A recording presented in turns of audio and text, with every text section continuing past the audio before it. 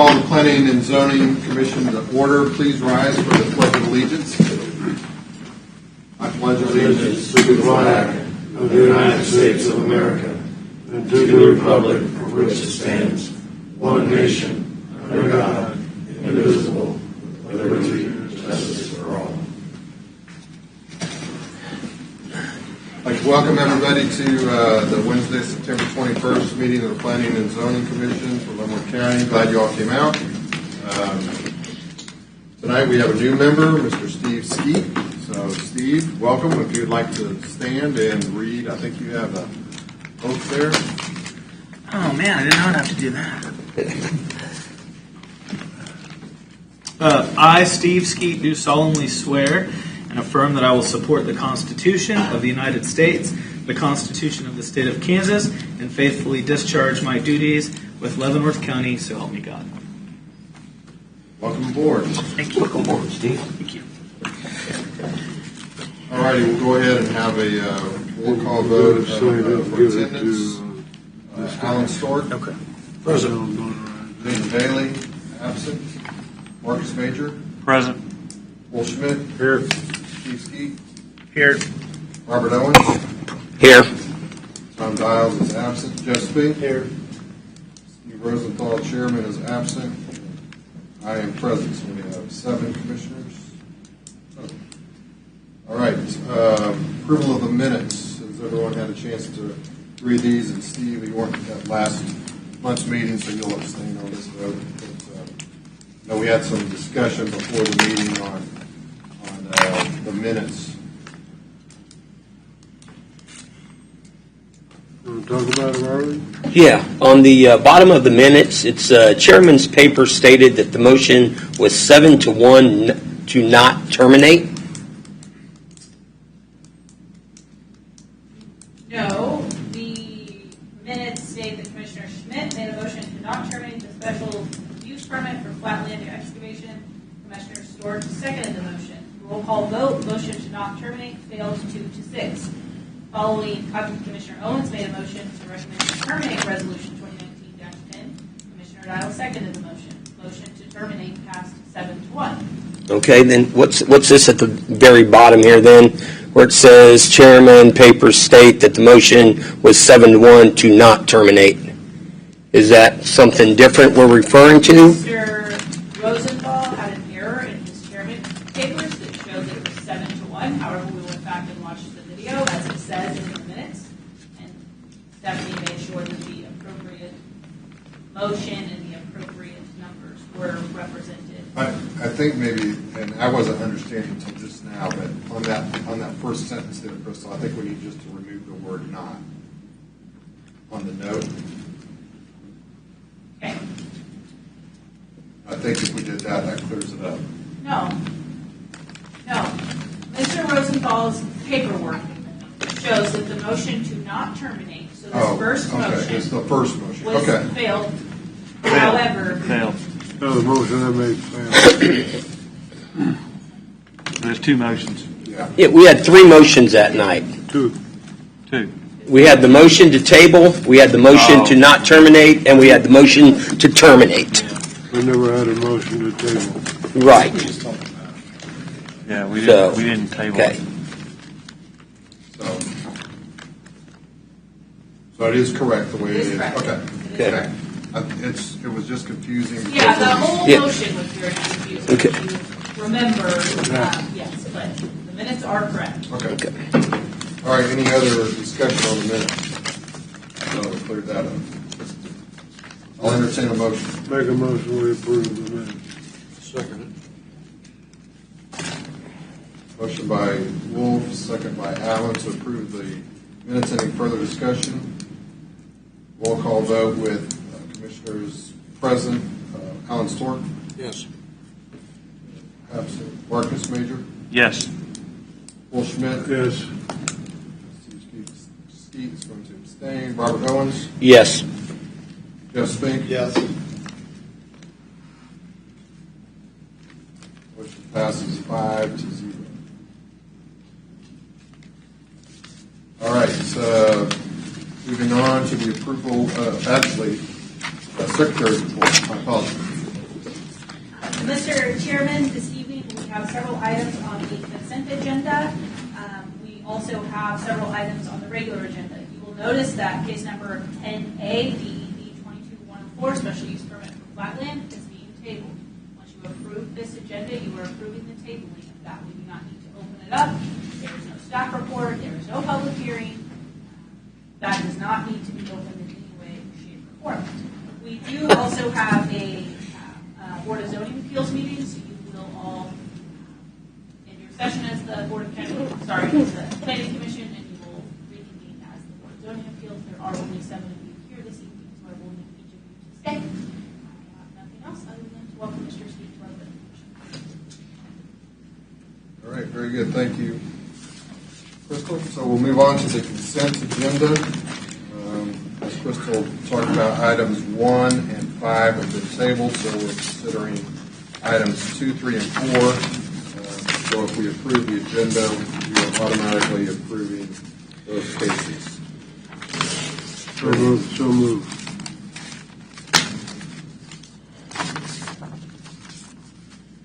Made a motion. Is there a second? Yes, I'll second it. Further discussion? Roll call vote with commissioners in attendance. Alan Stork, Yes. Marcus Major, Yes. Will Schmidt, Yes. Steve Skeet, Yes.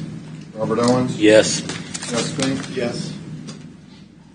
Motion passes 6-0. Moving on to the regular agenda.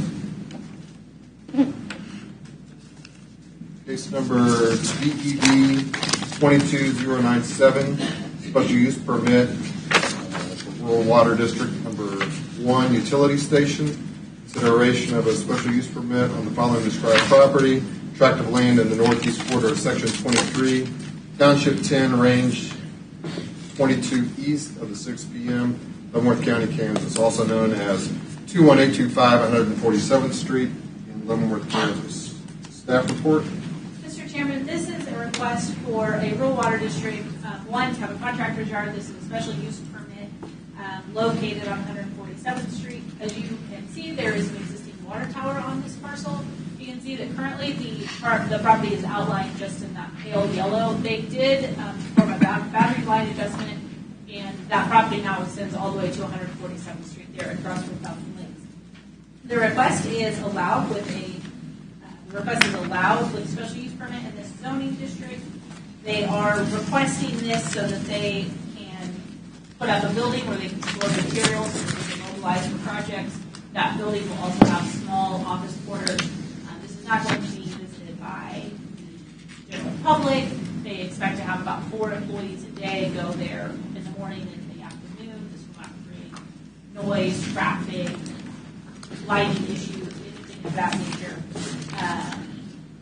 It does not conform to the comprehensive plan, so the recommendation is denial. However, that being said, it meets all of the other factors. It's a reasonable location for this to be here. Staff offers you conditions. Thank you, Crystal. Commissioners, do you have any questions of staff before we get started? Upon opening this public comment portion of this hearing, those of you who wish to speak either for or against this item upon recognition will give your name and address each time you begin to speak. This is necessary since the public hearing is being recorded. We will limit the public comment portion to 3 minutes per individual. Public comment portion of this hearing is now open. Does the applicant wish to speak? Good evening, Joe Herring Surveying, 315 North 5th Street. Welcome to the commission, Steve. Thank you. Here to represent the water district and the owner of the property. Crystal went over it very well. It's a little backwards. The contention on the sale is the approval of this SUP. That's why you don't have a full-blown site plan in front of you. All concerns that were brought up will be addressed during that time, and staff will get to review that. The water district has reviewed your 12 items up here. The only question is on 7. There is an existing water tower on site that does have a light on top of it that is for warning of fire or airplanes at night. You know, as long as that's not part of the request, that's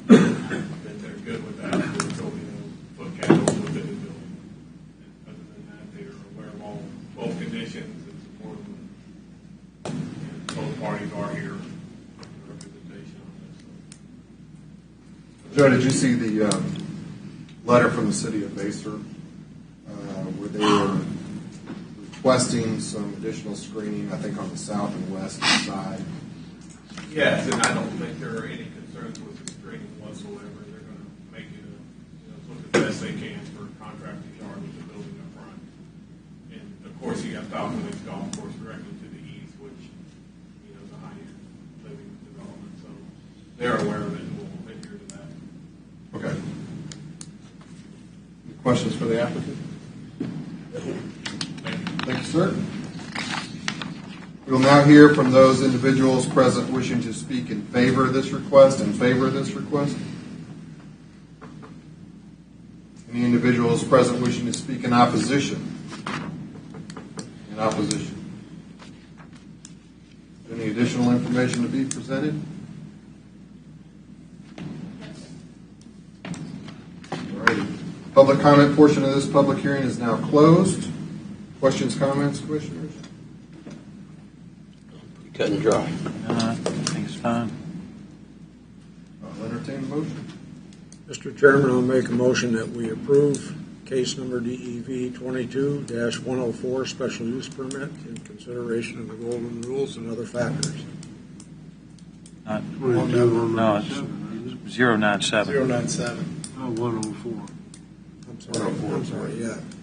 I don't approve that one. 22097. Yes. 97, yes. Second. A motion on the floor by Allen, a second by Wolf, to approve as presented with the 12 conditions. Any further discussion? We'll call vote. Allen. Yes. Marcus. Yes. Wolf. Yes. Steve. Yes. Robert. Yes. Jeff. Yes.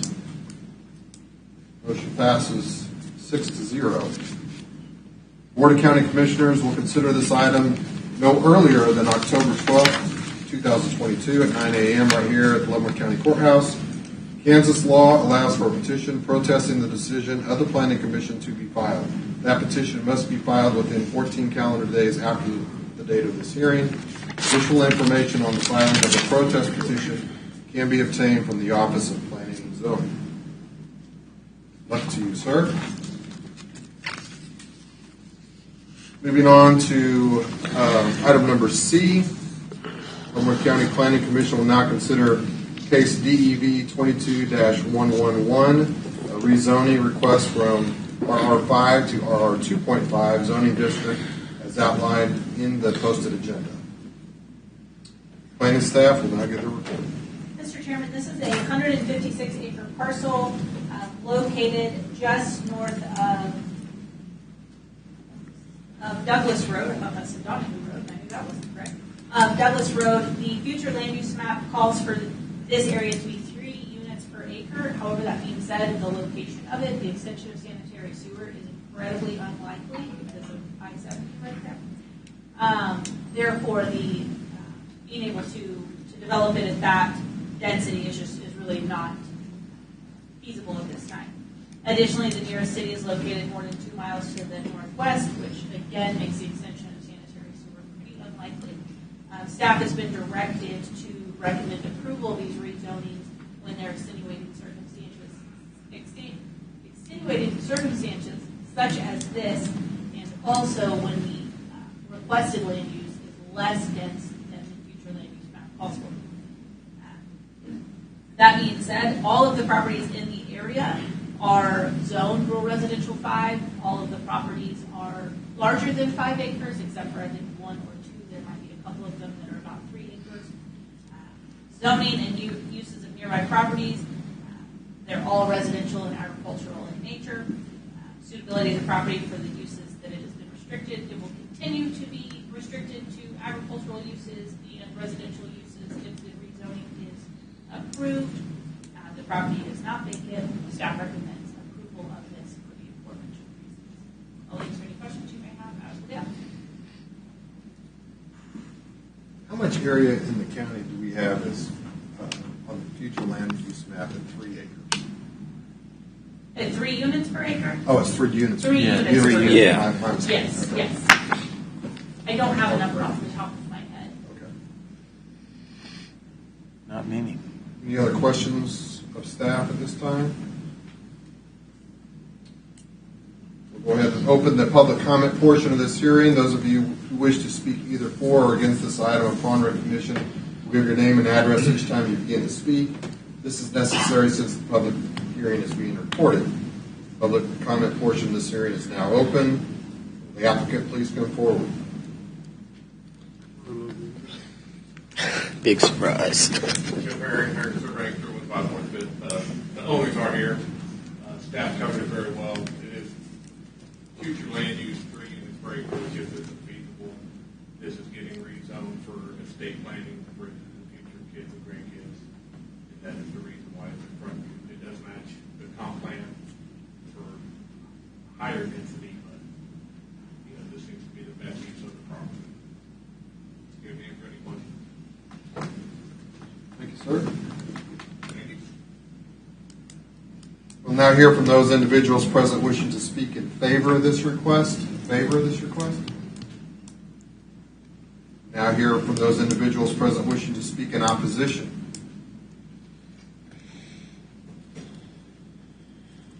Excuse me, I served as not allowed. My name is Debbie Longley. I live at 16148 206th Street. My question is, when you say 3 parcels to an acre, what does that mean? Because he was asking for the 5s to be put down to 2.5 acres. Is that what that is? Well, I misspoke on that, but according to our future land use map, it could be zoned for as dense as 3 units per acre. And that's not what he's asking for. He's asking for it to be 2.5 acres, and which is less intensive than what it could be. Okay, and then my other concern is all that area, if you look at the maps, is nothing but trees. It's all a floodplain right there, east of it. So what's that going to do? They develop that out, and there's a mineral problem, and then you're going to have more flood problems, drainage and all that. And also, I don't know how Douglas Road can sustain all those houses if it is developed in that area. Well, all this is doing right now is rezoning that area, and those issues, which are great questions, those would all be addressed when they come in and plat it. So all of that, the roads, the drainage, would all be addressed at the platting stage, and it doesn't sound like they're anywhere close to, I don't want to speak for Mr. Herring, but I don't think they're anywhere close to the platting stage. And on this right here, are they asking for road access off of Douglas Road? Is that what this is zoning for also? Or just the 2.5? Yeah, that's just 2.5, and it's just for future planning and future use. So all of those issues, and they're, again, legitimate questions, would be addressed during the planning process. Okay, all right. I appreciate it. Thank you. Sure. Anyone else wishing to speak in opposition? Name's Russell Kimberlin. I live at 20378 Douglas Road. I don't come up to speak in opposition, but I have a couple questions for Mr. Berry and my parcel of land. I have 6 acres that is on the map donated as number 11. I don't want that acres, but my concern when I talked to Jerry before, where's this proposed public road? Again, that would be something that would be talked out and worked through at the planning stage. So we're not even anywhere close to roads. Then let me ask this, is the present 5 acres now, and he's wanting to go down to 2.5, correct? That's what he's asking, yes. Okay, my other concern, infrastructure, water, utilities, all that, does that come up? Again, at the planning stage. So I'm understanding that he's just doing this, and this is what he told me, and this is what Mr. Aaron said, for estate plan, correct? with no plans to develop in the near future. Now, he could come back in here Well, I understand that. in 2 months and ask with a plat. But as of right now, where we sit, all we're talking about is the zoning of what could go in there, which he's asking for 2.5 acres. But again, understand that according to our comprehensive plan, he could come in and ask for 3 units per acre. So this is much less intense than what could be. Thank you. Anyone else?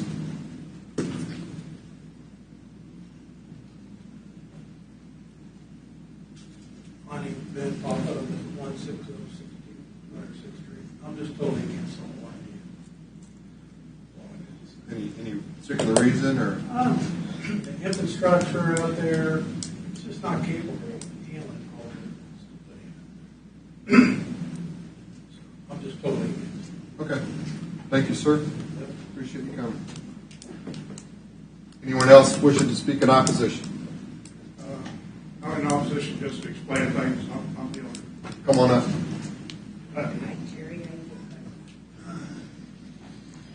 Can you state your name and address, sir? Jerry Wilburn, 20130 Douglas Road. I'm 75 years old, and we've already got a trust lined up, but I don't have the land lined up. I'm not going to build I didn't know I could build 3 houses per acre. We're definitely not going to do that. We'd like to cut our house out in about 20 acres, and then I would like to give each of my grandchildren 1 lot, a 2.5 acre lot. If I don't do that, I'll give them a 5 acre lot. That's what I'm after. The land in the back, that's something that'll come along later on. After 156 acres. I understand it might have to be a road to go to the back. I don't even know if I'll do that. I don't know if I have the money to do that. I sure don't have the money to build all of it. So right now, my plans are 4 lots for my grandchildren and 20 or 25 acres for my house with a paved road. And I might add, if you're concerned about the road, that all of the neighbors, all the people on Douglas Road, except 2, contributed, and we paved that road. So the county's now maintaining it. Just for your information. I knew that. That's great. All done. Well, I mean, Thank you, sir. Thank you. Anyone else wishing to speak in opposition Thank to you. the proposal? Dead battery.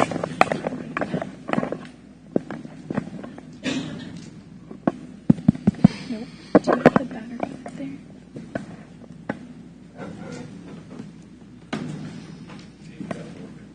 Huh? Is it working? It was off. There we go. Okay. Thank you. Is there any additional information to be presented? Public comment portion of this public hearing is now closed. Questions, comments, commissioners? What's the closest development, city development? Would that be Baser to the north? Or am I not? Tonganoxie. It's okay. And we're how far? And we're 2.5 miles from Tonganoxie? And it's just north of 7. Yeah. This is the portion where it actually in the plan that it's actually plotted at 5 acre minimum. Yeah. I'm just thinking, and realistically, we're 2 acres from Tongi. How many years are we to develop that? I mean, if we're 2 miles to Tonganoxie, how many half miles a year are we going to develop outside of Tonganoxie? I mean, No way to tell. I guess that's how ambitious Mr. Lynch is and a few of the other guys out there. But County Road 1 has been there for how long? Quite a while. I'm not going to sit here and pretend like we have a crystal ball, but I think it's going to be a while. Especially with 7% interest. Yeah, it's going to shut everything down. Nothing's going to get built. I'll entertain a motion. I move that we approve case DEV 22-111 rezone Wilburn as written. And I'll second that. Motion, second by Robert. Any further discussion? We'll call a vote with Commissioners President Alan Stork, Yes. Marcus Major, Yes. Will Schmidt, Yes. Steve Skeet, Yes. Robert Owens, Yes. Jeff Spink. Yes. Motion carries 6-0. Board of County Commissioners will consider this item no earlier than October 12th, 2022. Commission agenda is posted on the Leavenworth County website and is available for public viewing. Kansas law allows for a petition protesting the decision of the Planning Commission to be filed. That petition must be filed within 14 calendar days after the date of this hearing. Additional information on the filing of a protest petition can be obtained from the Office of Planning and Zoning. Good luck to you, gentlemen. Moving on to agenda item number 10D. Leavenworth County Planning Commission will now consider case DEV 22-115, a rezoning request from RR5 to RR2.5 zoning district as outlined in the posted agenda. It does require a public hearing. Staff report. Mr. Chairman, this is case number DEP 22-115. This is a request to rezone a tract of land from rural residential 5 to rural residential 2.5. The existing area is not heavily developed. It is currently zoned as rural residential 5. The vast majority of parcels in this area are developed at 5 acres or more. It does appear that there are 2 existing parcels that are 2.5 acres. However, everything else is larger than 5 acres. Again, the zoning of the nearby properties is rural residential 5. The future land use map again calls for 3 units per acre. However, that is really quite unfeasible given that Stranger Creek runs right through there, and creek in and of itself may not be a problem, but the floodway definitely creates some issues. To develop this property at 3 units per acre would frankly be irresponsible. Not all of this property is covered in the floodway or the floodplain, but a substantial amount of it is. Again, sanitary sewer is not available at that location, and it's unlikely to be available there in the near future. Therefore, staff is recommending this rezoning request. Thank you very much. Any questions for staff? Hearing none, we'll open the public comment portion of this hearing. Those of you who wish to speak either for or against this item, upon recognition, will give your name and address each time you begin to speak. This is necessary since the public hearing is being recorded. You will be limited to 3 minutes per person. And as a reminder, if you can just address your comments to the board and not to the audience, that would be appreciated. Public comment portion of this hearing is now open. Will the applicant please come forward? Joe Long Herring. time no see, sir. Yeah, no doubt. Joe Herring Surveying, 315 North 5th. Crystal covered this one. The same. Perfect. It's really looking to build one more house for the owners. They want to build on the north side of their existing house. There is about a 2.5 acre area that is outside of the floodplain where the house can fit. The reason for the rezone is for road frontage, to get down to the 200-foot minimum road frontage on a county road. And that is the reason it's in front of you. Like Crystal said, the majority of this property is in floodplain and it is undevelopable. And 3 units per acre just does not make sense in this case. Any questions? Looking at the property, so where exactly are they wanting to build the new house, Joe? If you look at the road where it angles, it comes off of Tongi Road, and then it bends and goes southeasterly, and then it turns and goes due south. right where it turns and goes due south on where it meets the highlighted area, right there in the bean field is an area that is outside of the floodplain. Okay. And that's where they envision on building their future home. Well, that's what I would. So are we talking the triangle section? Basically. Number 8. Yeah, or are we talking about where the number 8 is? If you see the number 8, which is kind of In the middle. in the middle. Oh, no. No, that's the triangle part. It's what we're talking about, chopping up into 2.5 acre. The northwest part. Yeah. The northwest. Okay. The rest of it's going to stay a farm probably forever. Yeah, that's a crazy piece. You survey that? Not yet. Any other questions of the applicant? Thank you, sir. Thank you. We will now hear from those individuals present wishing to speak in favor of this request. Anyone wishing to speak in favor? Now hear from those individuals present wishing to speak in opposition. Anyone in opposition? Any additional information to be presented? No, sir. Public comment portion of this public hearing is now closed. Thoughts, comments, Commissioners?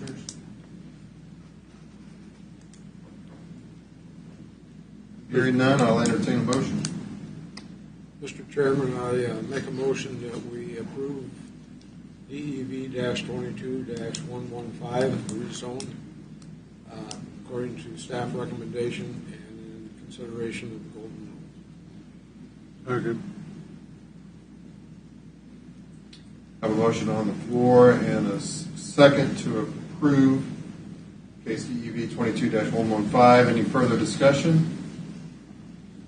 Take a roll call vote with commissioners present. Alan Stork, Yes. Marcus Major, Yes. Will Schmidt, Yes. Steve Ski, Yes. Robert Owens, Yes. Jeff Spink. Yes. Motion passes 6-0. Board of County Commissioners will consider this item no earlier than October 12th, 2022 meeting. Commission agenda is posted on the Leavenworth County website and is available for public viewing. Kansas law allows for a petition protesting the decision of the Planning Commission to be filed. That petition must be filed within 14 calendar days after the date of this hearing. Additional information on the filing of a protest petition can be obtained from the Office of Planning and Zoning. Good luck, sir. Moving on to agenda item number 10E. Leavenworth County Planning Commission will now consider case DEV 22-116, a rezone request from RR5 to RR 2.5 zoning district as outlined in the posted agenda. Staff report. Mr. Chairman, this is a request for a rezoning from rural residential 5 to rural residential 2.5. This particular request is involving two separate parcels located on Dempsey Road. They are not under common ownership as the previous rezoning request was. This request meets all of the golden factors. The comprehensive plan supports it. The comprehensive plan also needs to be 2.5 acres. The rezoning of this would actually allow for the property owners to remedy a couple of issues. We've got a septic system that has been built encroaching upon a property line. The existing road frontage requirements in rural residential 5 zoning districts, they cannot adjust those property lines, which is why they're requesting the rezoning. Again, this would allow them to remedy an issue, but it also meets the comprehensive plan. Golden factors, staff recommends approval. I'll answer any questions you may have as well. Any questions, guys? Go ahead and open the public comment portion of this hearing. Those of you who wish to speak either for or against this item upon recognition will give your name and address each time you begin to speak. This is necessary since the public hearing is being recorded. Public comment portion of this hearing is now open. Will the applicant please come forward? I promise you this is possibly the last time I'll come up here tonight. Joe Herring Surveying 315 North 5th. Crystal and staff stated it appropriately. There's two existing tracks here. It's going to result in two tracks is all it's going to result in for the rezone. It's just to allow the road frontage requirement to be reduced from 300 to 200 feet. It matches the comprehensive plan and it is to correct a error in the placement of the lateral field that started some other errors, but that is the reason for the rezone and they're going to have to come back in with a replat after this to fix those errors, but the rezone will allow that to happen without going through a BZA case. So, We're just kind of cleaning some stuff up. cleaning some stuff up is exactly what the intent is on this one. Any questions? Is that Jarberlo right there? That is the town of Jarberlo directly east of it, yes. Ready, thank you, sir. Thank you. We'll now hear from those individuals present wishing to speak in favor of this request. In favor? Now hear from those individuals present wishing to speak in opposition. Anyone in opposition? Come on up, sir.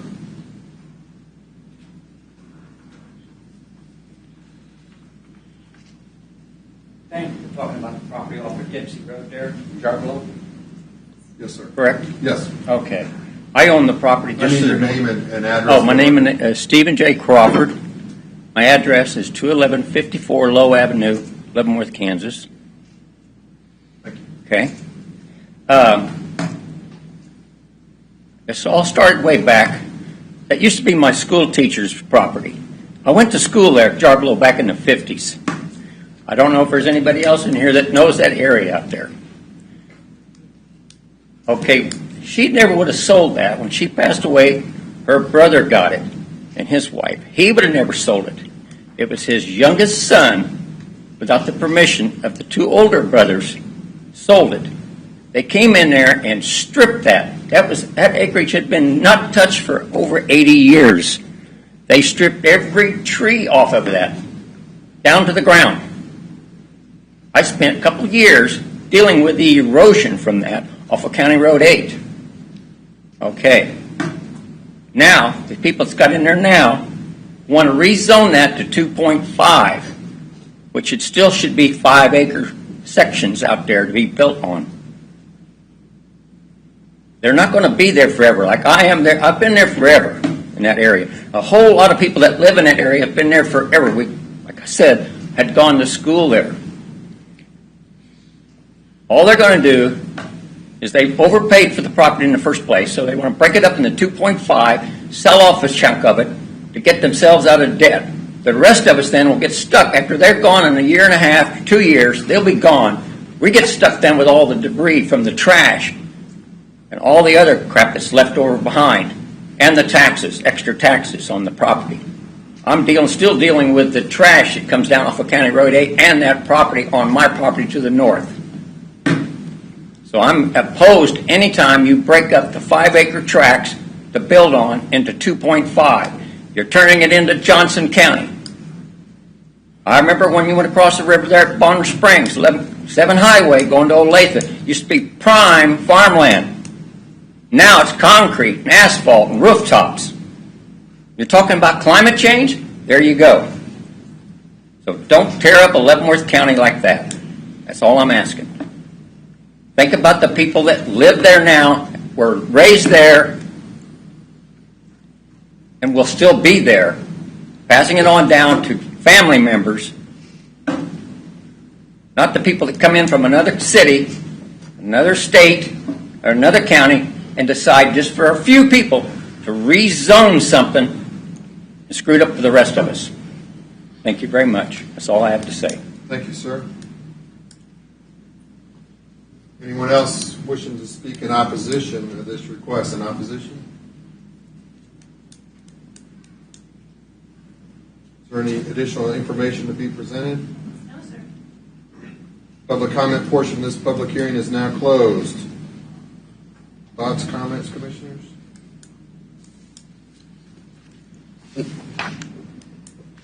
Mr. Herring, how is dividing this going to help these lateral fields? Did they just not put the septic in correct to begin with, or? Correct, and Okay. we more talked about at the platting process of it, but Okay. ultimately when it's said and done, it's 2 5-acre tracts. It's going to be 2 5-acre tracts. It's going to be configured differently with, the road frontage of less than 300 feet per side. Okay. So we're not changing the number of tracks, and we're not changing the size of the properties. They're both going to be 5 acres. We're not putting any more houses on there. No additional houses. It's going to be just going to have a different dividing line between the two tracks. So it's 10 acres right now then? It's actually two 2-acre lots. It's a platted subdivision. And we have to adjust the line in between to fix some errors. 10 acres altogether. That's what I'm saying. It's 10 acres. If you We're splitting combine it in the two half, lots. so it's going to be 2 5-acre tracks. It already is 2 5-acre tracks. Okay. So we're just adjusting the 2 5-acre tracks. 2 5-acre, back to a 5-acre track each. Just, all we're doing is adjusting the line in between it. So if that doesn't pass, they can't fix the lateral lines to the septic tank? Well, that would be a question for Joe, but I understand it, probably not.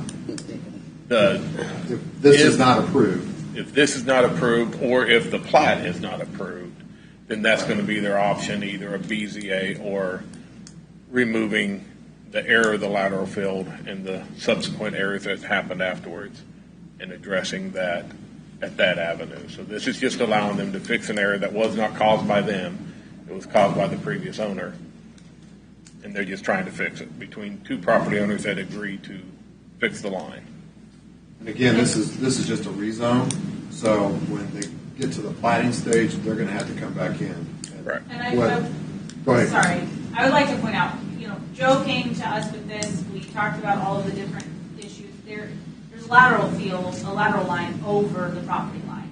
And while the BZA is certainly an option for them from staff's perspective, then you have to, you're always going to have a lateral field on someone else's property. And that's really, we don't want that. That's not a good idea. No, and what's going to ultimately end up having to happen is that center line, there will end up being a dog leg in it, essentially.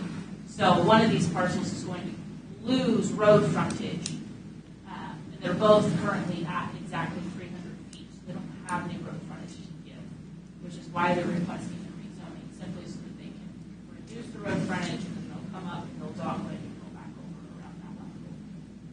Is the plan. Right. Correct. Any other questions, commissioners? No. Thank you, sir. Hearing no other questions, I'll entertain a motion. Mr. Chairman, I'll make a motion that we approve case number DEV-22-116 for the rezone in consideration of staff report and the golden factors. I'll second that. Motion on the floor, and a second to approve DEV 22-116 rezone from an RR5 to RR2.5. Any further discussion? Roll call vote with Commissioners present. Alan Stork, Yes. Marcus Major, Yes. Wolf Schmidt, Yes. Steve Skeet, Yes.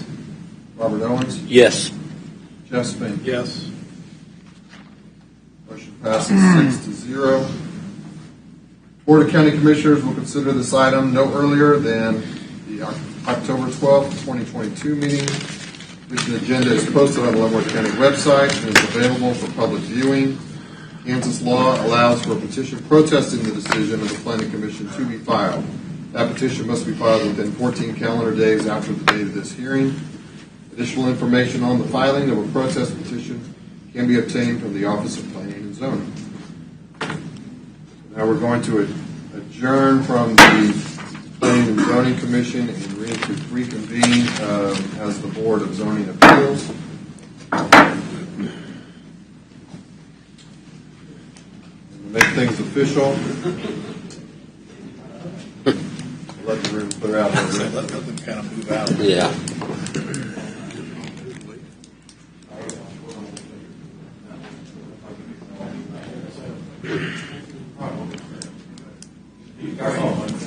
90% of them were here for flatlands anyway, so.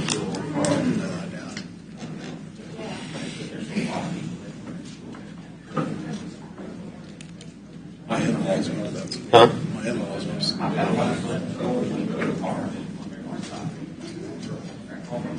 Yeah, my wife still lives out there.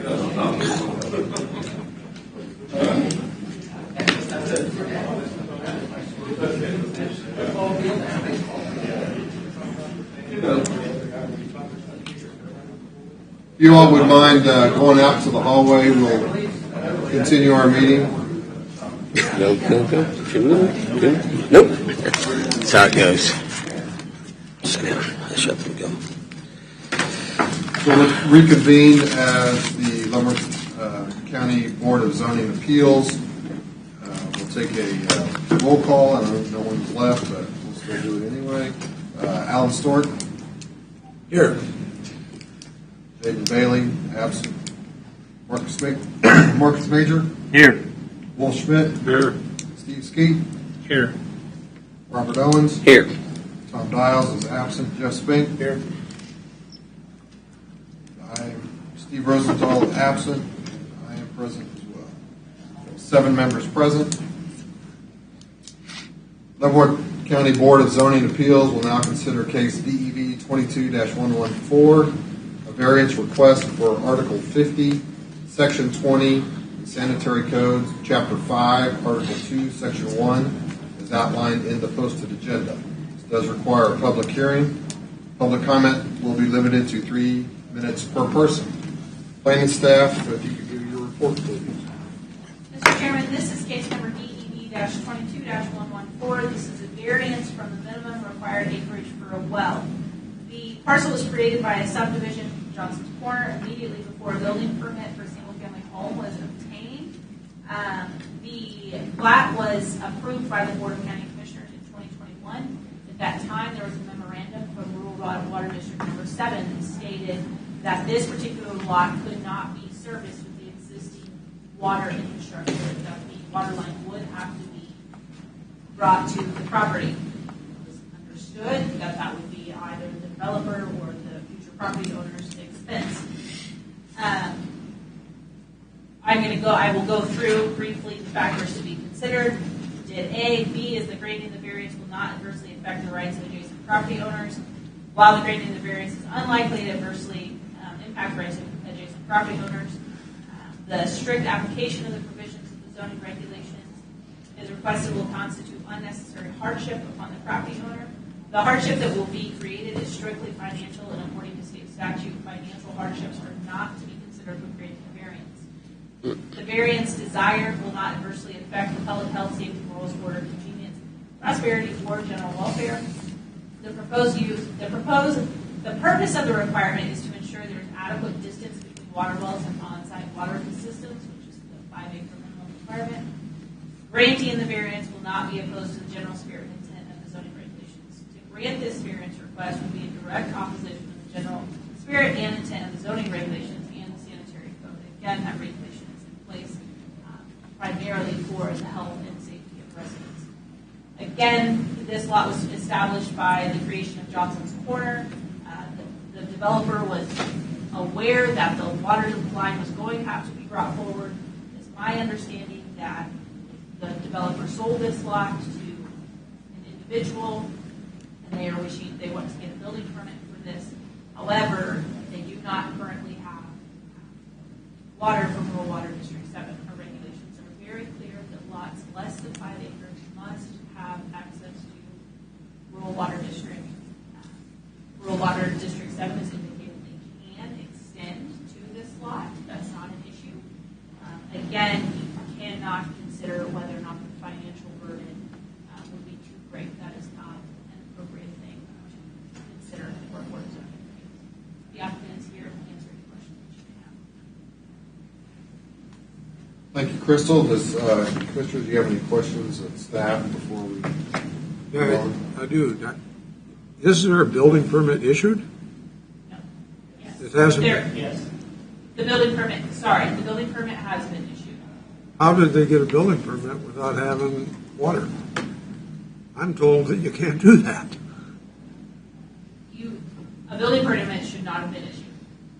Sorry, we have a similar one where a building permit was not. Okay. Yes, building permit should not have been issued. So what is the improvement that they have to make, that the homeowner has to make to get the rural water there? You have to extend the line. Well, 50 feet, 5,000 feet? The lot on the other side, they have rural water. I'm not sure exactly how far it's going to have to be extended.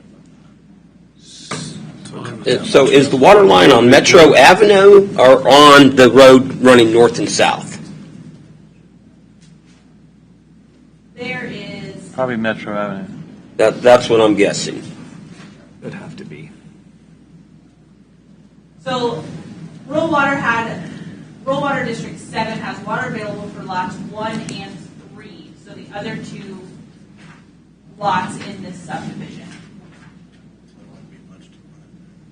So I believe it's along Metro Avenue. Yeah. It needs to come up 166th Street. Is this a matter of running a 2-inch water main, or do they have to make bigger improvements than that? Do they have to go 6-inch and install a fire hydrant, or what's? There is a letter in your packet from Rural Water District 7 that states that the district has a minimum water main size of 6 inches in most cases to allow for the installation of emergency fire protection such as fire hydrants. Planning staff does not have any control over the water districts and what their requirements are. They are separate entities. But you said that the rural water district can provide the water up to a certain point or something, right? Isn't that what you said? Yes, the other 2 lots in the subdivision have water available. And I'm confused what the problem is. If the rural water district's going to provide the water for this lot, then they provide the water. What is the problem? Because the property owners don't want to extend the line to get the water. The line does not go in front of their home. So it needs to be extended past their property line, or to their property line. Well, But if the water district said they'll do it. But they're not, the water, it's, They have to pay yes, for the it. property owner has to pay for Right. it. Got it. Okay, that's what I'm like, wait a minute. Well, see, that's what gets Well- really bad. I mean, you're talking 6-inch water main, and if you got to run that thing 700 feet, you're talking $50,000-$60,000. Financial hardships are not to be considered. Well, they should be considered. I just In the state of Kansas, you can have a well on 2.5 acres.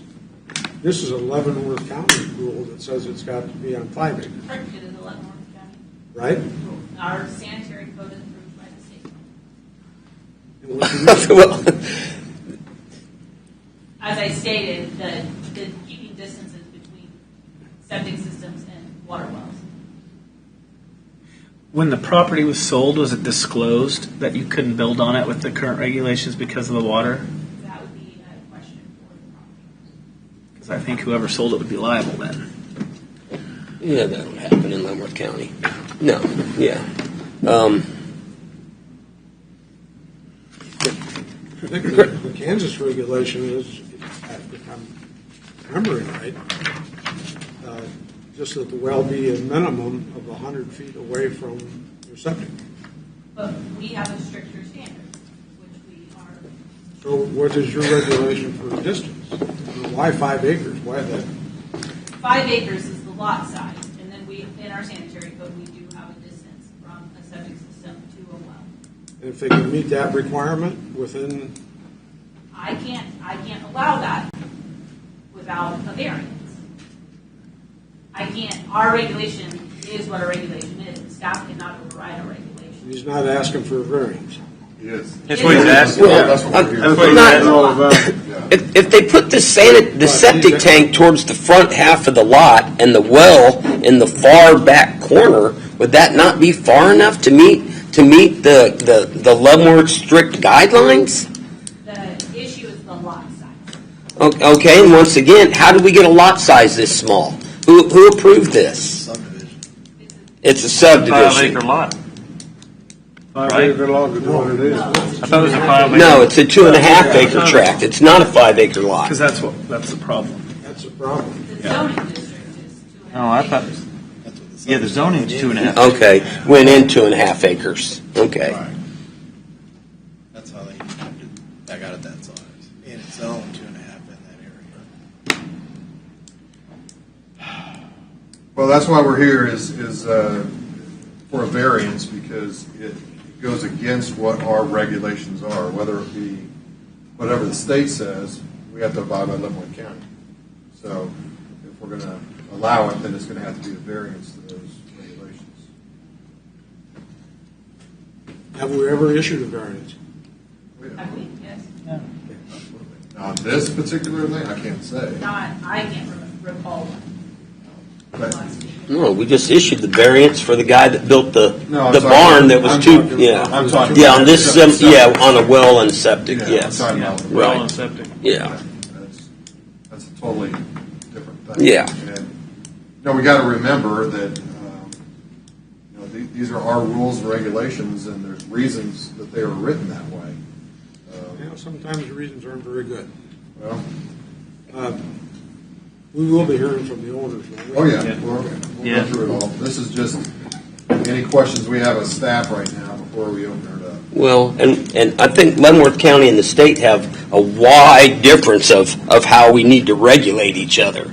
I mean, between wells, landfills, environmental impacts, I don't think we see eye to eye on hardly anything anymore. So, Well, that can be said for a lot of things. yeah, well, yeah, exactly. But, Well, let's go ahead and continue on. To open the public comment portion of this hearing. Those of you who wish to speak either for or against this item upon recognition will give your name and address each time you begin to speak. This is necessary since the public hearing is being recorded. Reminder that you could address your comments to the commission and keep your comments under 3 minutes. We'd appreciate it. Public comment portion of the hearing is now open. Will the applicant please come forward?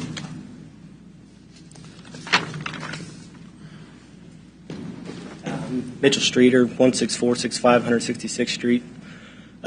We applied for this variance, like she said, to help alleviate some cost with extending the water line roughly 500 feet from Metropolitan to our property. And like you said, it's a 6-inch line. We have concerns with having stagnant water when we are the only house being serviced on this line. I understand that there is requirement 5 acres to drill a well. Done some research through the state. They're obviously a little more lenient on their requirements, but the county says to be 100 feet from well to septic, and I provided a layout map of our property with my variance, and I can be close to 250 feet away with the well from our septic system. So that's our grounds to stand on there.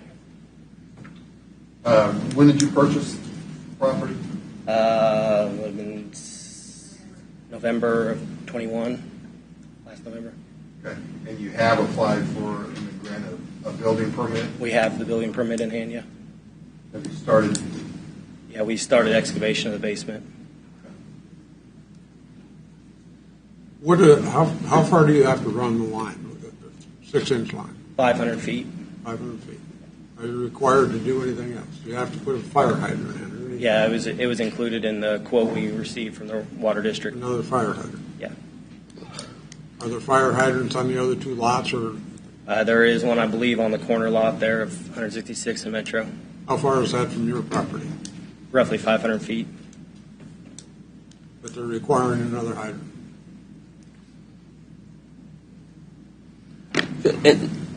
and this is the water district requiring the hydrant, Right. not the county. Correct. Okay. No, it's a fire district. It's Fire required. district, yeah. It's asking, and they're forcing the developers to do that every place.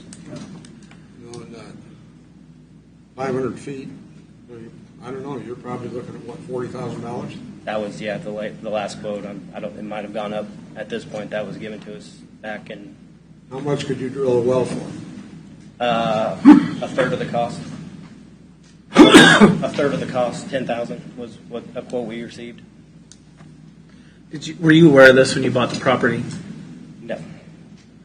Well, our intent was to use Water District 7. We were given some false information about running a 2-inch line, and that would obviously cost a lot less. And so we were intending to use 7, and then we got the quote for a 6-inch line, and so I decided to go a different route. contacted planning and zoning. I was told to contact the state, so I did that. And obviously the state's requirements are a lot less. And So during your due diligence period, you were given wrong information. I don't know if it was wrong. It would, yeah, I guess not a reputable complete. resource or Right. what have you. But yeah, Okay. Did you get that information from the water district? no.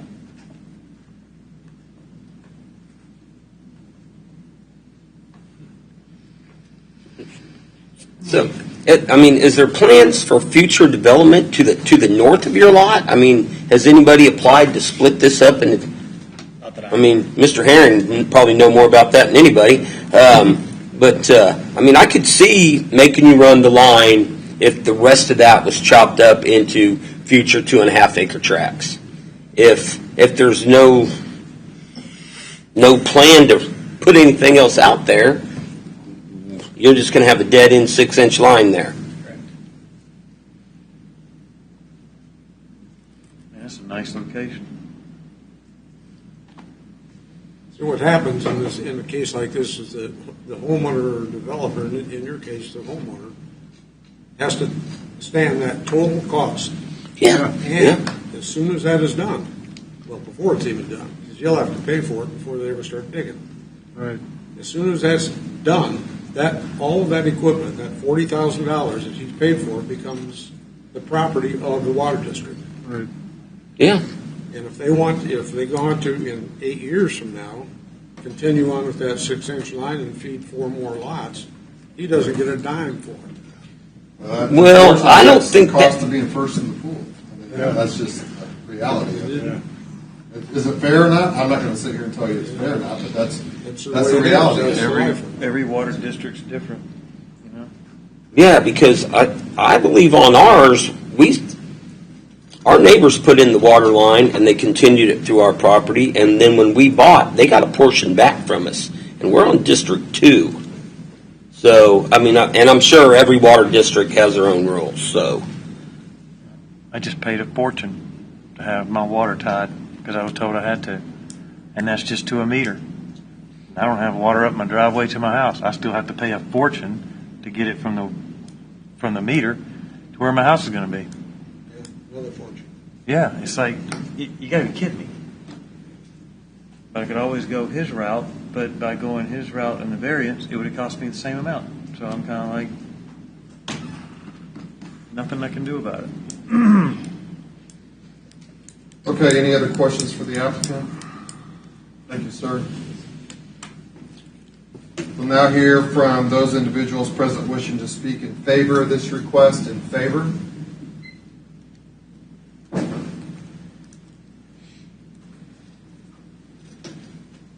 Hi, I'm Rhonda Johnson, address 18227 174th in Baser.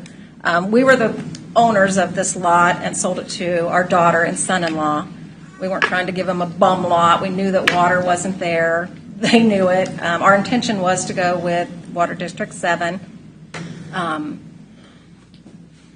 We're the only house that, it says it's a subdivision, but we're the only house that needs water.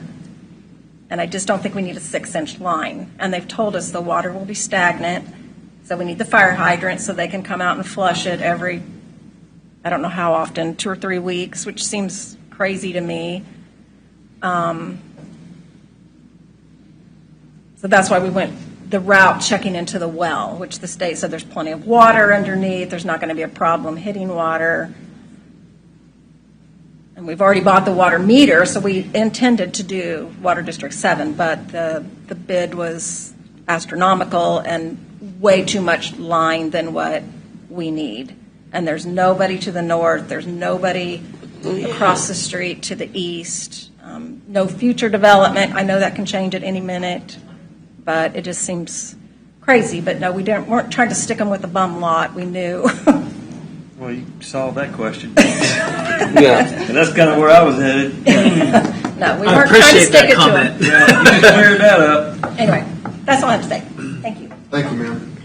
So she sold her daughter a bum. Anyone else present wishing to speak in favor of this request? In favor?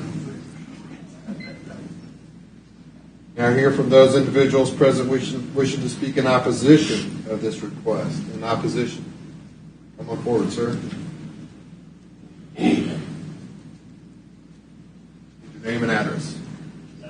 My name is David Rinaldi. I'm the operator for Leavenworth Rural Water District 7. We're at 2451 South 142nd Street, Bonner Springs, Kansas. There's a whole lot of things to address. The line's always been 6-inch. That's our policy. That's our standards. That's the way it was engineered. Always is. It's always on the developer to bring the water to the property, not to the district, because it doesn't go on our patrons to put in water for new people to show up. Now, as far as extending it up and there not being development past it or across from it, there's never development until it happens. So if we put a 2-inch line, we'd have to come back, dig through those yards again, repeat that work, and then upsize it. And that's just not what we do. We put in for future development, and developers help that along the way. Now, the only reason that whole area of Leavenworth County has fire protection, developers pay in their way. They put in the lines, they put in the fire protection, and now there's fire protection in that area.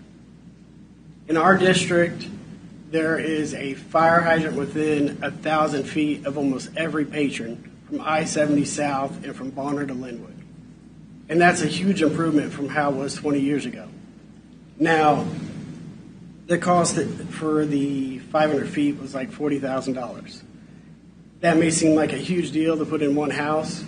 The Joy Meadows plan unit development that went in, they've paid $180,000 in improvements for a fire hydrant on their property, and they redid 3,000 foot of water main. So for us, it doesn't matter. It's the developer. Like you want water, you want it to be in our system.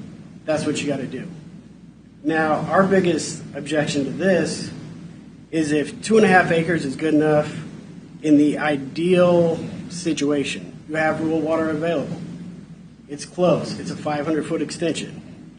Why wouldn't it be your new standard? You can put wells on 2.5 acre lots. Now, all the development down there, I've been there 20 years now.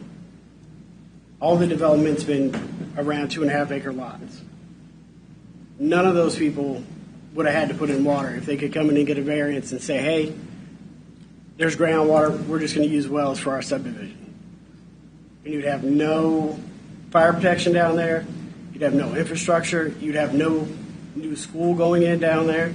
You know, like, you would completely wreck your future development. So I know it's just one variance, but to us, it's a lot more than that. Was that my 3 minutes? All right, thank you. Thank you, sir. Can we ask him questions? Sir, you wouldn't mind coming back up? We have a question. Your 3 minutes may be up, but we still got questions. No. Go ahead. Yeah. So you mentioned neighborhoods or putting in neighborhoods. That's a developer who's selling 2.5 acre lots for whatever, which could cover the $180,000 or whatever cost in selling lots and building homes. That's kind of irrelevant to me to the argument of a 2.5 acre lot in a rural area for a variance. Can you expand on how you can compare and contrast a developer of a neighborhood to an individual? So anyone that splits their property has to come in now, unless it's the initial split, right, and make a subdivision. So everybody for the last 20 years that's done that has either upgraded the line, put in the fire hydrants necessary. If there's already a 6-inch main across their property, like there is across the south 2 lots here, if there was no fire hydrants, you had to put in the fire protection. That's been done by everybody for 20 years. Nobody's got a variance to not put in fire hydrants, to not put in the water. Like, they've all done the exact same thing. The reason I brought up the $180,000 is they're not selling that lot. They just wanted to build 3 more houses. And we said, look, it's a undersized line. To get fire protection down there, like the fire district wants, you have to upgrade 6-inch line all the way to you, because that's our minimum size. And like, they wanted to put it in, that's what they had to do. And they had a big enough area to put in wells, but they wanted rural water, and that's what you have to do. There's just tons of them over the years where it's a lot split, and that's all they're doing. And their kids build next to them. They go, look, it's $5,000 for a fire hydrant. That's what you got to pay, or you can't hook up. We have a regulation now that says when a development goes in, that we will not sell a benefit unit or a meter, as most people know it, unless the water infrastructure is installed. And that is to stop cases like this. So you come in, let's say you boarded 3 roads, there's water on 2 of them. You have to put the water on that 3rd road to feed those lots, or we won't sell you a benefit unit for any of your lots. Because that's the only way we can make developers do their part. Instead of going and selling a lot, you buy a lot and then you spend that exact same amount of money to put water to it. So in this case, the house on the corner had a well. They're hooked to rural water now because the well didn't suffice. And the other lot has water in front of it, but we will not connect it until the water infrastructure is put in. Or if you give them a variance, then they're not required to hook to us, then they'd be able to hook up. But then in the future, let's say somebody does develop, and now they pay that $40,000 to get it across that property. Are we supposed to let them hook up? Like, what you're saying is not fair for them to pay it for their development. So is it fair for them to hook up for the next developer? Because he got to pay it. So that's where I'm saying it's every family that breaks one up, they pay the same account, the same cost. Whether they're an individual and they get viewed as an individual, or whether they're a developer who's a multimillionaire. Yep. And I'm not trying to compare funds. Trust me, I'm not. I'm just saying there's a huge difference between an individual and having water hooked up, and in the future, potentially a developer, a millionaire comes in and wants to develop, and now they get stuck paying the whole fee. But then, in that time frame, then the individual could tie into that line if so chooses because someone else had picked it up, right? Yeah. I tend to look at that as, okay, so what? I don't understand I still don't understand the problem. You either put it on the developer who can afford a whole lot, or you put it on an individual. And that's what we're saying is everybody pays. So does the developer going to pay a huge fee after theirs? If we say that they have to pay the whatever and pay for the 6-inch line, does the developer have to pay for extension, or does the developer get to tie in for free? Well, nobody gets to tie in for free. You put the water in on your property. So the developer doesn't own their property. Right. But if they developed, we would have to go and either get an easement from them or condemn them property. Right, I understand. Because they didn't do their part. Right. So, and I can give you a perfect example of this. Over at Metro and 158th Street on the east side, a developer came in, split that up into 2.5-acre lots on the south side. One of our board members built a house on the farthest lot. They didn't put the water in. He was the first house to go in. He put the bill for the whole thing. He put the whole subdivision's water in because nobody held the developer to do what they were supposed to do. So instead of a $40,000, he paid, I don't know, $100-something thousand back then. And it was just on him. Now, it doesn't matter if when you split it up you were family or not. Like, you have to look long term. And that's what we do. We try and look at the whole area long term so we get them fire protection, water availability. Several of the wells in this area have gone bad and it ended up hooking to us. So like, we want to do our due diligence to make sure the infrastructure's there. So if they don't tie into you, you mentioned the fire protection. Are they not covered in fire protection if they're not tied into your rural water district?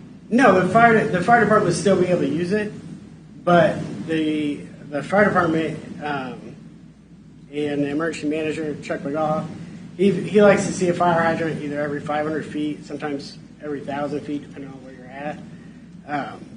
So what would happen is there's one near the corner. You go 500 feet or so, there's another one. Sometimes we'll go 1,000 feet, but we like to get them when there's residential housing close together. There's the hydrants are closer together, so that you can put out fires. Yeah. Yeah, that makes sense. Any other questions? Thank you, sir. I appreciate you being here tonight and helping us answer some of these questions that we have on your procedures. Anyone else wishing to speak in opposition?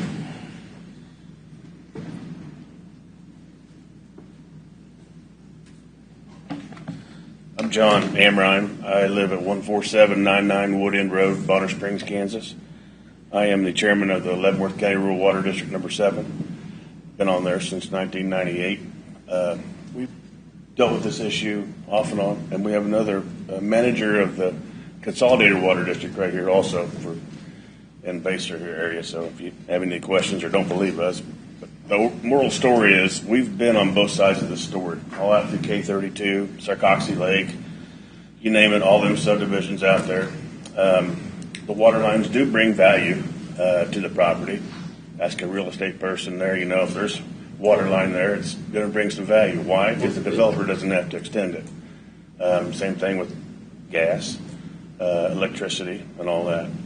From the developer side of things, we have to pay to put all that stuff in if I was a developer. In this instance, I know the people. I mean, I understand their situation. It's a policy procedure with us. If you have this subdivision and if we're doing interior lots, cul-de-sac or something like that, wouldn't be an issue. It's the piano key development here that's the issue. So they have to extend the water line down the side of the road or to get it to the property. So we have two other subdivisions that are probably watching some of this out there by us. And their piano key development, they're across where the old sale barn was on K32, not to mention names or whatnot.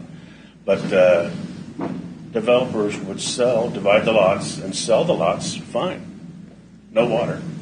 When they go in to get a building permit, we got to have water. We got to have access to water. We're going to drill a well. Well, it's not the code. It's not what the county allows. You have to have 5 acres, not 2.5. So there's an issue in there that's, it's expensive. When you develop property or you subdivide property and sell lots, and even if it's a relation and whatnot, it's still something you got to take in consideration. So from the water district side, it doesn't work from our perspective, and we have to treat everybody the same. And we're owned by the patrons of the district.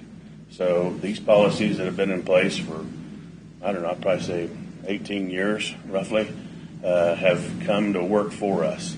But anyway, that's opposition. Yeah, I'm opposed to it. I think it's a bad thing.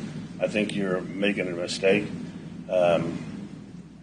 Is it against these people? No, none of that. But I think that if you don't try and keep some uniformity, listen to your people, do the code, do the policy, I think that's the regulation. I think that's the issue. But anyway, thank you, Mr. Van Paris. Thank you, sir. Anyone else present wishing to speak in opposition? Opposition. Is there any additional information to be presented? Public comment portion of this public hearing is now closed. I'd like, if I could, because I know we have one new member, and I don't know if all of you have been on BZA before, but Mr. Van Paris, could you just kind of give us a brief primer on the differences between BZA decisions and Planning Commission decisions? Chairman Danny, how much time do I have? I got all night. First of all, welcome to the commissioners. Thank you. It's a good body and it's a good public servant to step in to do that. The real differences is this: rezoning, special use permits, formation of a comprehensive plan, adoption of rules and regulations. That's the purview of the Planning Commission. When you step into the role of Board of Zoning Appeals, you have really one duty, and that is to consider requests for variances, all of the aforementioned that I just went over. Planning Commission, you are more or less bound to follow the rules and regulations of the district and state laws regarding development. Board of Zoning Appeals, none of those things will fit.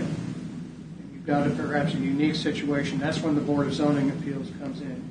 And there are certain set out criteria, and your staff gave you some of them, with respect to how you're supposed to make decisions as the Board of Zoning Appeals.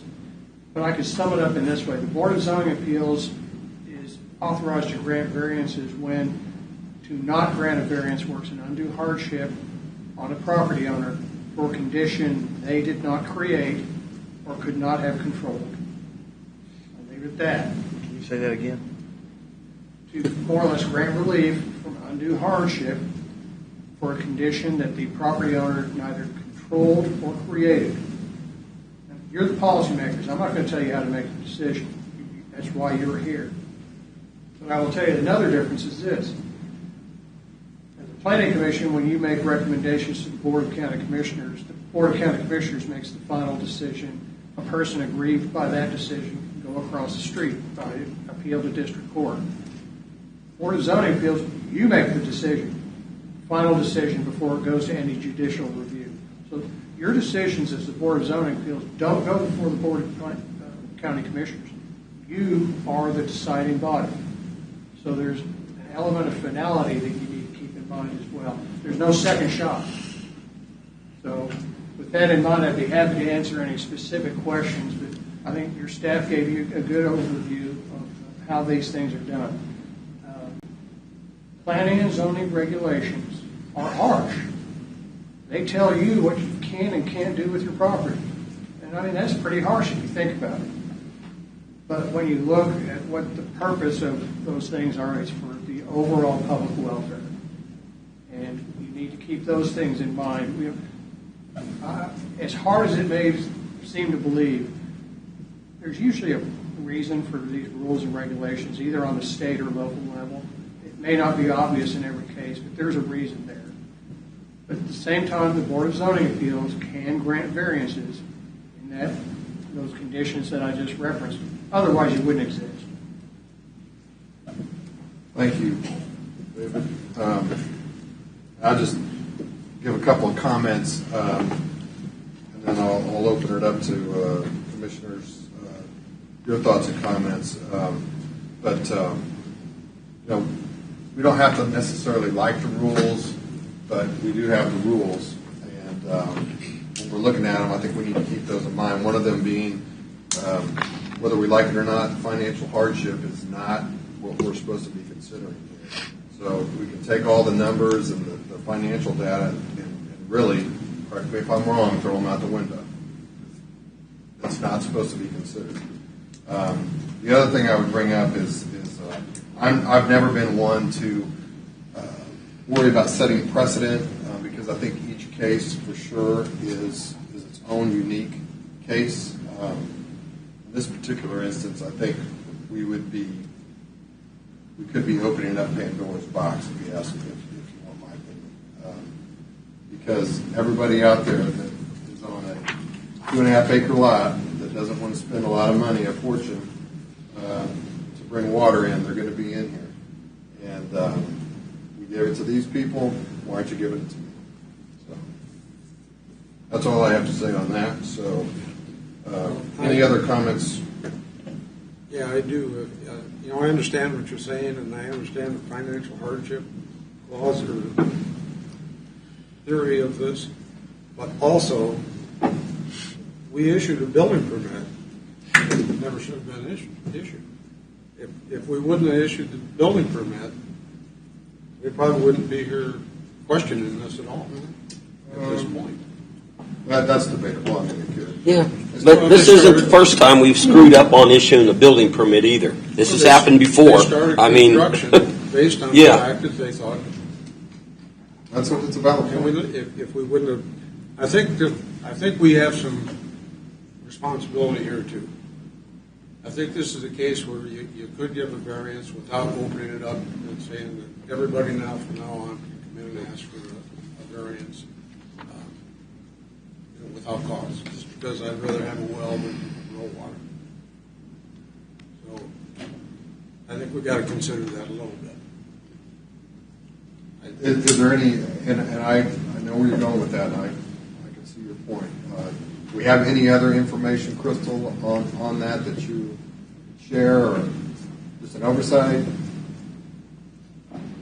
I think it was an oversight on staff's behalf. We have gone to a digital format much more so than we previously were. I used to bring everything in a packet, and someone went through every single piece to make sure you had everything. Now people, because of COVID, they email documents. Oftentimes, not all documents get emailed all together at the same time. They come in piecemeal, and it just got missed. Yeah. Well, you bring up valid points, Alan. The other thing to consider is, you don't make another mistake because you just made one. I mean, one mistake leads to two. And David, I don't know if you have any guidance or thoughts on that aspect of the case. Commissioners, Commissioner Denny opened his comments with saying not so much concerned about precedent because each case is unique. Each case is unique. So any decision you render this evening is not binding on any future decisions you might make on similar situations. That being said, you've heard from both sides, and if you were a tribunal and I were advocating for one side or the other, I'd be telling you how to rule. But that's not my role tonight. So you're going to have to make the decision. On one part, you have the elements under the statutes that your staff gave you and that I tried to explain to you, I hope it's intelligible. You have property owners who are asking for relief from regulations that they clearly cannot meet or do not wish to meet. You've heard testimony from a water district that the extension of infrastructure for that water district is critical. And it both facilitates future development and provides public safety. You're going to have to weigh those two sides. Well, didn't I understand that there are fire hydrants in that area with 3 other houses or 3? On the intersection. So there is fire protection there. Well, am I right? What do you do in the county where you don't have a fire hydrant? You have a pumper truck. We don't have no fire hydrants out in District 1. We rely on pumper trucks for fire protection. I mean, you might. I don't. I'm right on the highway. We get a pumper truck. My question is, have you, as a thought, have you tried to acquire 2.5 acres to the north of you? I mean, just throwing that out there. So you would have 5 acres. Would your neighbor to the north throw you 5 acres for $5,000, $20,000? God, no. I mean, then you meet the requirement for a well. So I mean, we've got a couple different options here. We could go, and I mean that might be one. What's the cost difference of 2 inches and 6 inches? Like No, you still got to dig a ditch.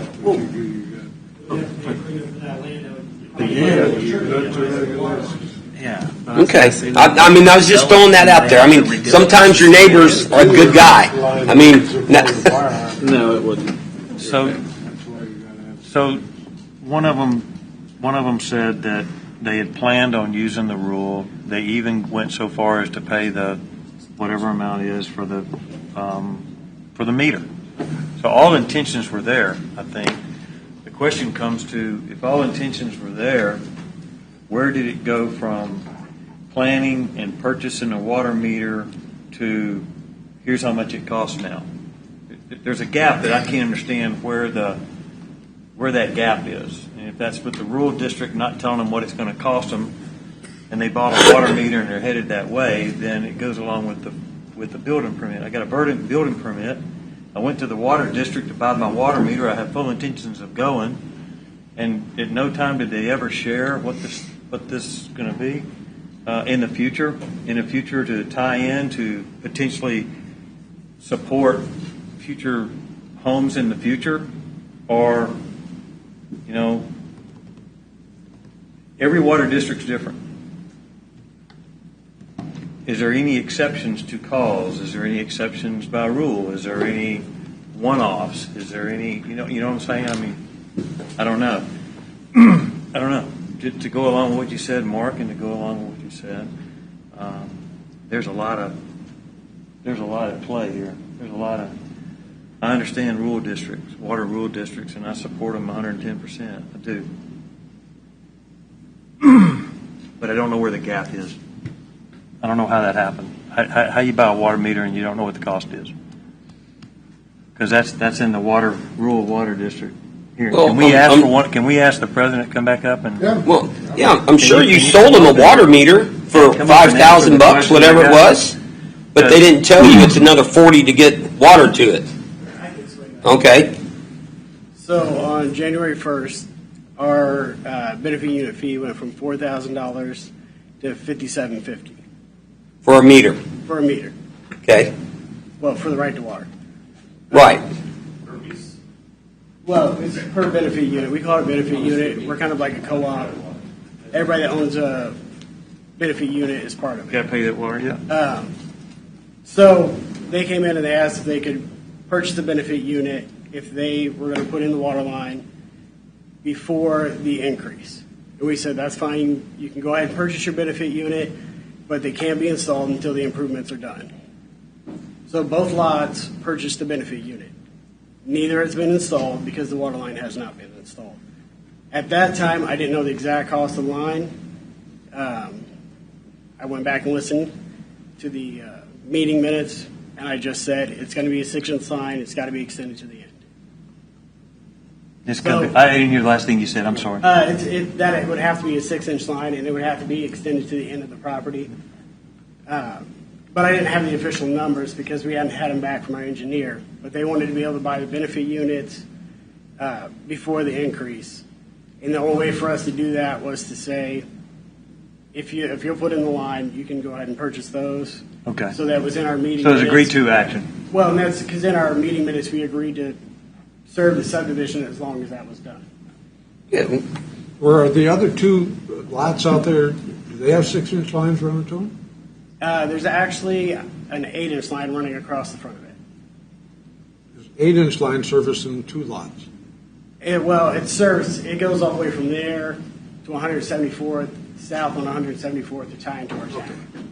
So we have a public drinking water well to the east of there, and it pumps water all through our district. We have almost 1,200 patrons. So you're going to tap the 6-inch line off the 8-inch line? Yes. Okay. And then it's got to run 500 feet. Yeah. And that's how you keep your fire flow going. You got to make sure everything's sized right for flow and future development. I don't know. I didn't understand that either. So there's no way that he's going to, I mean, that's a minimum line that he gets. Yes. Like I said, I mean, we have lots of little dead-end 6-inch lines, but we also have lots of them that have now turned into subdivisions and been extended or looped into something else. But that cost isn't put on the patrons of the district. It's put on people doing development. And as they develop, our system gets better and better. And the service to the whole area gets better and better. It's stuff like that that lets, like I said, the school go in because there's been enough development and enough developers paying to put in the right size lines that we could feed stuff like that. So going with a 6-inch line to one service, that's why you got to flush that line through. I wouldn't have to flush that line, but maybe once a year because I would flush that hydrant. I've been doing this 25 years. Believe me, I know. I have plenty of lines like this that are dead ends. We cover, I think it's almost 40 square miles of the county down there. Well, could he service his house without a fire hydrant on a 2-inch line or not? Yeah, I mean, you probably could, but that's not our policy. That's not our build specs. Our build specs are built to do that line and do it once. and not to come back on your property and rip it up because your neighbor wants to develop. Now, say you put it in from that point to where his house then ties in, he could go to a 2-inch line into your 6-inch line, right? He can run whatever he wants to his house. Yeah, that's what I'm saying. Yeah. We have lots of okay. people that go from the meter and they run 2-inch. I mean, they go a quarter mile, half mile. They'll put in a larger size to keep the head loss down, so they still get the volume at the house. Yeah. But for us, we have to think of serving all the people in the district. Right. And if a fire truck hooks to it, are they you're gonna talking that collapse main lines? line. Yeah. Yeah. And it's the same for our district, consolidated, rural district 8, Yeah. 10. All of us have similar stuff. We don't all have lines where you can put in the larger lines, but as development's happening now, we're working towards that. What's the price difference between a 2-inch and a 6-inch line? It's, I think, about $5,000. It's the same hole. It's the difference in the supplies. Right now, the supplies are crazy. So the bid I gave them back then isn't really even going to be accurate, because I've seen pipe double since January. So you did give them the bid for the 2-inch? No, it's for 6-inch. There's never a 2-inch. Okay. I don't know where they got the 2-inch, but it wasn't from our meeting. One of their contractors told us what it would be a linear foot for 2-inch. He said that the district would sometimes grant a 2-inch in certain cases, so that's why we went in with that thinking. And we bought the water meter, and we thought it would be an okay deal since we were the only house doing 6. Raise the infrastructure if needed, if there was future development down the road. Any other questions of this gentleman? Thanks. Thank you, sir. I'm sorry to keep bringing you up. No. There's a lot of layers to it, for sure. I'm just curious if you know who this is on this letter, and like why they're concerned about it. I mean, it's like an onion. I mean, we just keep peeling it back. Yeah, I don't know. This is maybe staff can provide some insight to it. The email that was in our table, I think, tonight from Mr. Cashman, with Cashman Land and Development. We received multiple letters in opposition from residents. Yeah. But he has nothing to do with this? Like, it's just a general... He was likely a notified party. Okay. Anybody can speak for, Right, but just because it was land and development, I didn't know if there was future development use along there or something. But he was, like, if they're, just... Yeah. Okay.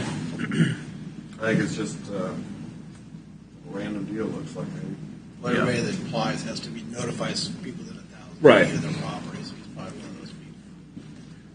He probably owns all of this. Yeah. Well, guys, I will entertain a motion. He wants them to pay for the line to go. Yeah, well, of course. Yeah, I mean that's how it works. I mean Right. that's just I get it. Keep in mind that when we make this motion that this is a final, and like Mr. Van Paris said, it does not go to the county commissioners. The final decision, barring somebody going to court.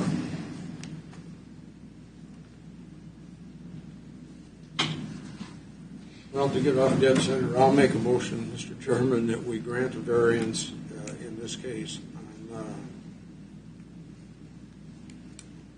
what is the case number?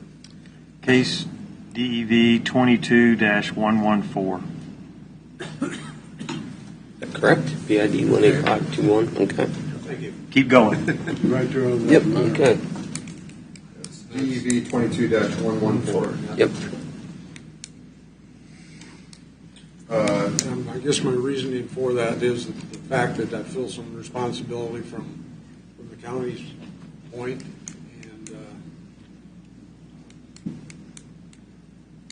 and that's my reasoning for granting the variance, I guess. Because of the issuance of the building permit. And I'm going to second that motion. We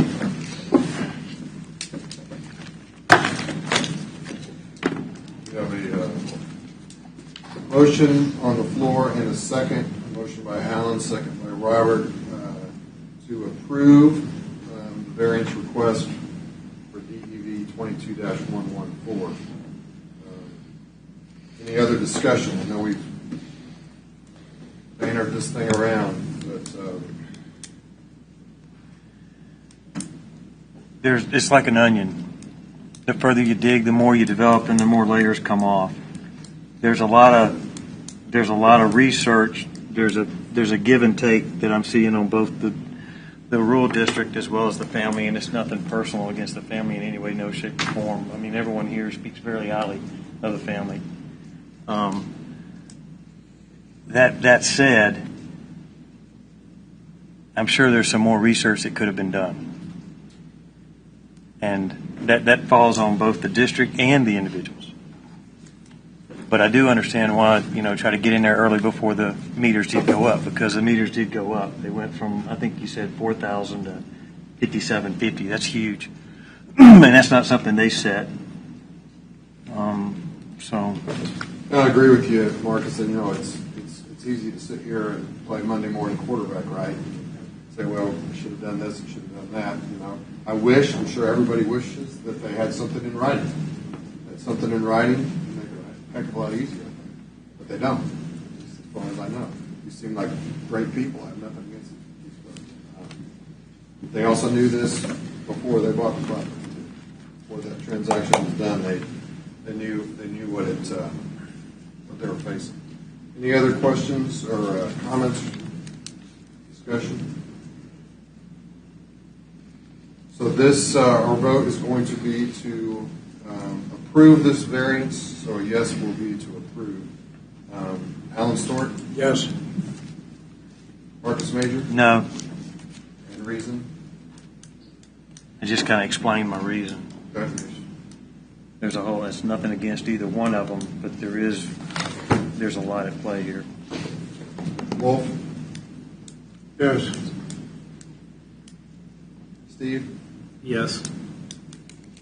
Robert? Yes. Jeff? No, I agree with Marcus on the reasons.